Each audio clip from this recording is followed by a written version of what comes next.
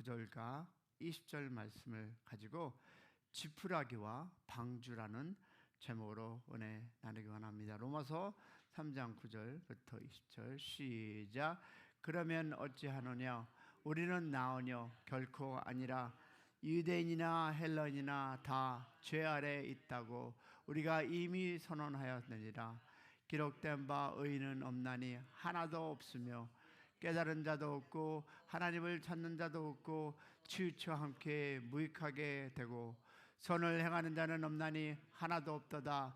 그들의 목구멍은 열린 무덤이요 그 혀로는 속임을 일삼으며 그 입술에는 독사의 독이 있고 그 입에는 저주와 악독이 가득하고 그 발에는 피 흘리는 데 빠른지라. 파멸과 고생이 그 길에 있고 평강의 길을 알지 못하려니와 그들의 눈앞에는 하나님을 두려움이 없느니라 함과 같으라. 우리가 알거냐? 무릇 율법을 말하는 바는 율법 아래서 있는 자에게 말하는 것이니 이는 모든 입을 막고 온 세상으로 하나님의 심판 아래 있게 하려 함이라. 그러므로 율법의 행위를 그의 앞에 의롭다 하심을 얻을 육체가 없나니 율법으로는 죄를 깨달음이라. 아멘. 오늘 이 새벽 우리는 다시 한번 말씀 앞에, 즉 하나님 앞에 정직하게 서기 위해 이 자리에 나왔습니다. 여러분, 이 시간은 단지 하루를 시작하는 예배가 아닙니다. 우리 영혼을 다시 정돈하고 하나님의 진리로 우리의 심령을 깨우치는 거룩한 자리임을 고백해 봅니다. 깨어 기도하고 깨어 말씀을 듣는 자에게 하나님은 여전히 살아 역사하심을 믿기를 소망합니다. 오늘 로마서는 신약 성경 중에서도 가장 논리적이고도 영적이고 또 우리의 신앙을 핵심을 꿰뚫는 깊은 책입니다. 자, 이 시선에서 바울은 인간의 존재, 즉 본질을 날카롭게 정확하게 드러내주고 있습니다. 오늘 우리가 마주하는 이 로마서 3장 9절에서 20절 말씀은 마치 법정에서 A new court, 마지막 판결을 내리는 판사의 선언처럼 엄숙하고 냉철하고 피할 수 없는 truth, 진실을 담고 있습니다. 그 선언은 바로 이것입니다. 모든 사람이 죄 아래 있다. 이것이 오늘 하나님께서 우리에게 들려주시는 음성. 모든 사람이, 그래서 all of us under sin, 죄 아래 있다라는 것입니다. 자, 그러면 여기에는 예외가 없습니다. 민족도, 문화도, 지적 수준도, 도덕성도 아무 소용이 없다라는 말입니다. 여러분, 이 선언은 인류, and the whole world, 전체를 향한 하나님의 진단입니다. 자, 그러나 오늘 말씀을 단지 정죄에서 끝나지는 않습니다. 왜? 하나님은 절망의 끝자리에서 소망을 열어주시는 분임을 믿으시기를 소망합니다. 우리가 붙들고 있는 것은 결국 지푸라기였음을 알게 하는 순간, 그리고 우리는 진짜 방주를 발견하게 됩니다. 여러분, 사람이 물에 빠지면 뭐라도 잡죠? 지푸라기라도 붙들고 싶어 합니다. 그러나 지푸라기는 절대 구원의 수단이 될 수 없습니다. 우리가 그렇게 붙들고 있던 명예, 지식, 돈, 혈통, 심지어는 종교적 배경마저도 우리를 구원할 수 없습니다. 믿으십니까? 오늘의 말씀은 우리 각자가 붙들고 있는 지푸라기는 무엇인지, 그리고 참된 방주는 어디에 있는지 함께 살펴보면서 하나님의 은혜를 나아가는 그런 소망이 있기를 소망하고 기도하겠습니다. 자, 그러면 첫 번째 보겠습니다. 지푸라기를 방주로 착각하는 인생에 대해서 한번 우리 얘기 나누겠습니다. 자, 오늘 여러분과 내가 이 아침에 붙잡고 있는 그것이 과연 생명을 건질 수 있는 것일까? 우리는 종종 아무리 연약해 보여도 그것이 나를 구원해 줄 것이라고 착각하며 살아갑니다. 그것이 바로 지푸라기를 방주로 착각하는 인생. 잘 들어보세요. 사람이 절망적인 상황에 빠지면 본능적으로 무엇인가를 잡으려고 합니다. 그 지푸라기가 썩었는지 무게를 건져낼 수 있는지 생각하지도 않고 일단은 잡습니다. 그러나 문제는 그 지푸라기를 구원의 방주로 착각하고 계속 살아가는데 여기에 문제가 있습니다. 우리는요, 많은 것을 붙잡고 살아갑니다. 한번 예를 들어볼까요? 학업, 학벌, 직업, 가정환경, 명예, 건강, 인간관계, 경제력, 심지어 교회 생활과 신앙적 배경조차도 그것이 나를 지켜주고 인간의 폭풍에서 나를 어떻게 살려줄 것처럼 여기고 살아갑니다. 그러나 사랑하는 성도 여러분, 이 모든 것은 하나님 없이는 아무런 의미 없는 지푸라기일 뿐입니다. 믿으십니까? 여러분, 구약에 누굴 볼까요? 당연히 노아 시대를 돌아가겠습니다.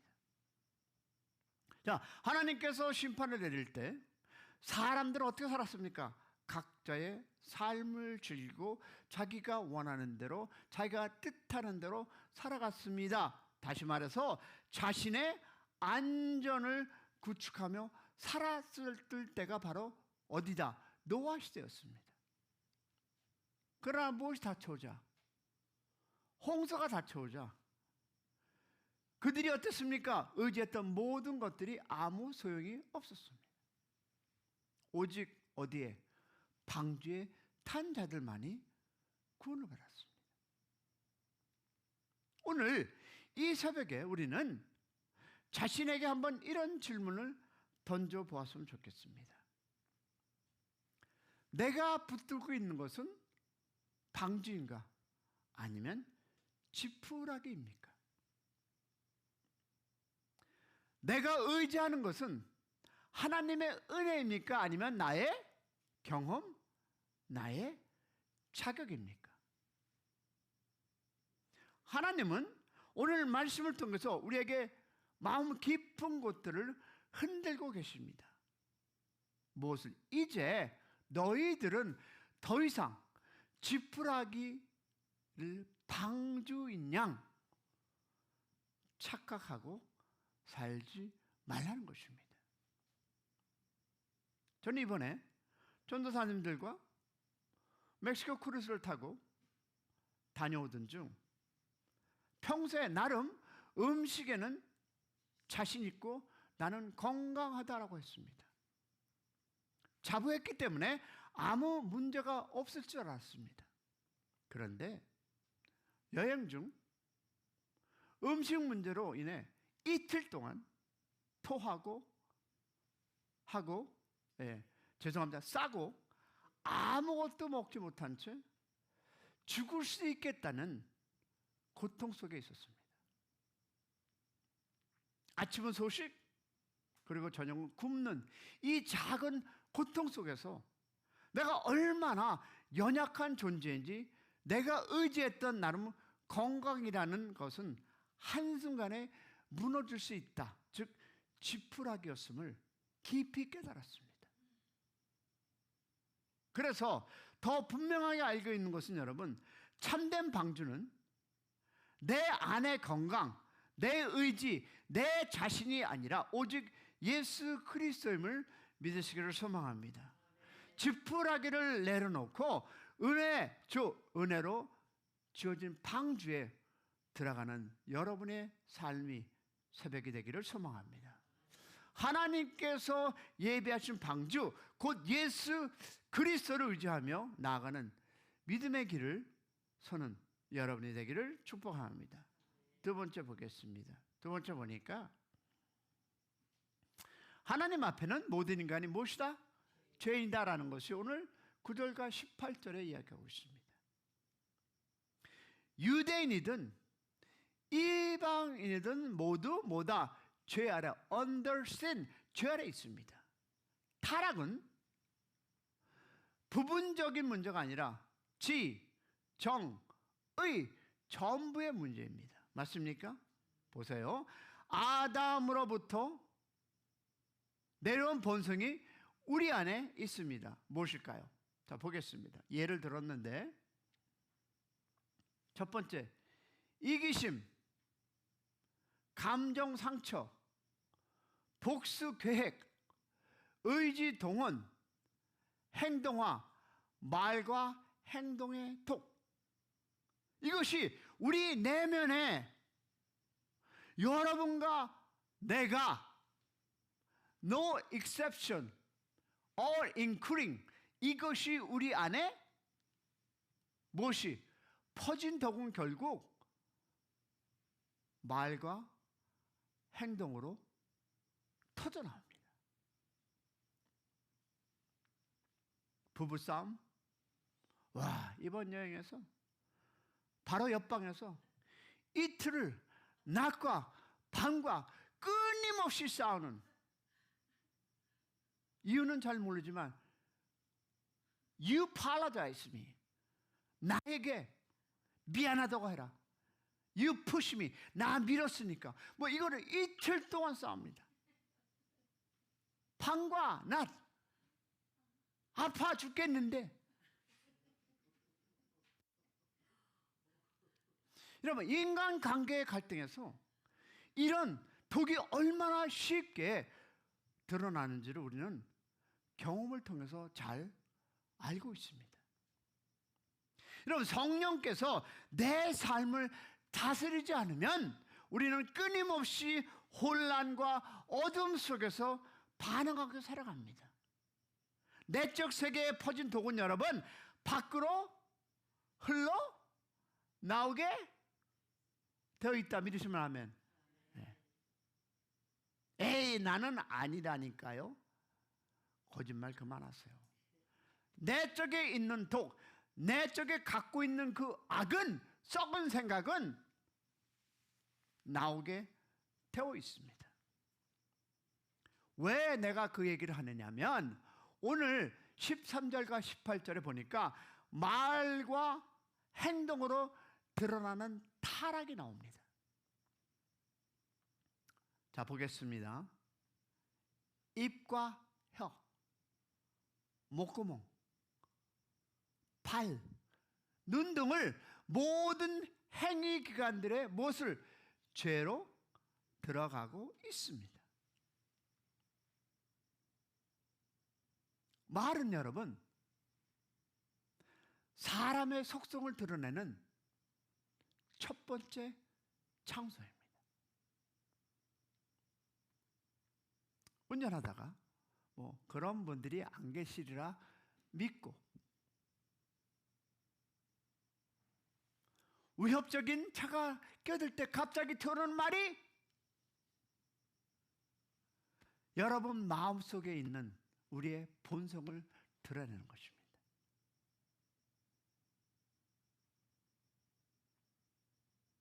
몇 개 들면 할렐루야 아멘 하십니까? 이것이 우리 안에 있는 무엇이다? 본성이 드러나는 것입니다. 또 뭐가 있을까요? 행동 또한 타락했습니다. 단어 볼까요? 미움, 다툼, 폭력, 이기심으로 나타납니다. 그것이 오늘 18절입니다. 그들의 눈앞에 하나님을 두려움이 없으니 라는 것입니다. 사랑하는 여러분, 하나님을 두려워하는 마음이 없으면 우리는 쉽게 교만해지고 쉽게 사람을 정죄하고 쉽게 평강을 잊어버립니다. 로마서 5장은 무엇일까요? 하나님의 평안을 얘기하고요. 로마서 12장은 이웃과의 평화를, 그리고 나 자신과 평화가 깨어진다. 그러면 보겠습니다. 율법은 세 번째 보니까 지적하지만 구원받지 못한다는 것입니다. 자, 율법은 죄를 깨닫게 해주지만 우리를 의롭다 하지 못한다는 것입니다. 왜냐하면 바리새인들은 율법으로 자신을 방어하려 했지만 어떻다? 오히려 율법이 그들을 정죄했습니다. 율법은 무엇입니까? 거울입니다. 우리의 죄를 보여줄 뿐 씻어주지는 못합니다. 율법주의는 행해야 구원받는다는 인간의 시스템, 유교나 이슬람도 같은 구조가 가지고 있습니다. 여러분들 아시는 우리 대한민국, 우리 민족도 한때 유교적 질서에 이어서 억눌림에 당한 삶을 사는 걸 우리가 알고 있습니다. 그러나 율법주의의 파탄은 여러분 결코 복음을 뿌릴 내리를 기회를 얻지 못합니다. 왜냐하면 이 공법을 보시기 바랍니다. 인간의 죄악성 더하기 율법의 무능력, 이꼴 뭡니까? 파탄입니다. 이 파탄 속에서 은혜를 갈망해야 됩니다. 이럴 때 우리에게 어떤 것이 일어날까요?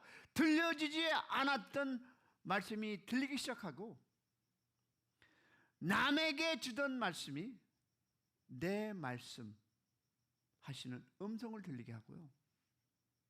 그 은혜가 내 말, 행동, 눈을 변화시킵니다. 할렐루야. 여러분 기억하시기 바랍니다.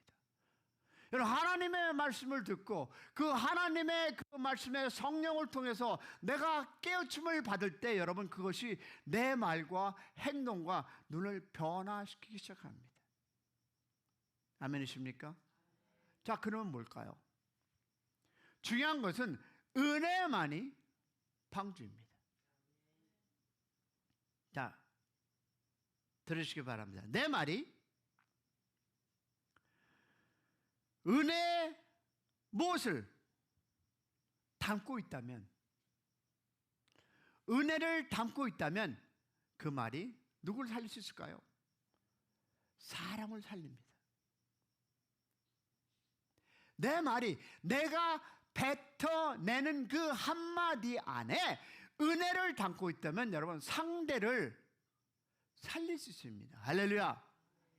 왜? 내 행동이 은혜를 담고 있다면 그 행동이 어떻게? 그 사람을 섬기게 돼 있습니다. 자, 그러면 내 눈이 은혜를 담고 있으면 무엇이? 세상이 달라 보입니다. 여러분, 은혜를 담고 있으면 말이 바뀌고 행동이 바뀌어 있으면 어떻게? 내 행동이 사람을 섬기게 되고 내 눈이 은혜를 담고 있으면 세상이 달라 보입니다. 그래서 은혜는 뭐냐? 나를 겸손하게 합니다. 내가 죄인임을 알게 하고 내가 얼마나 무능한 존재를 인정합니다. 내가 붙들고 있는 것은 지푸라기였음을 깨닫게 합니다. 사랑하는 여러분, 오늘 이 말씀을 붙잡고 하루를 살아가기 바랍니다. 오직 주님의 은혜와 능력만이 나를 살 수 있는 방주람을 믿고 다시 한번 결론은 이렇습니다. 내 말이 은혜를 담고 상대를 살리시는 하루가 되길 소망합니다. 내 행동이 은혜를 담고 그 행동으로 그 사람을 섬기시길 바랍니다. 세 번째, 내 눈이 은혜를 담고 세상을 볼 때 모든 변화가 있는 그런 은혜, 나 자신이 겸손해지는 그런 하루가 될 수 있기를 소망합니다.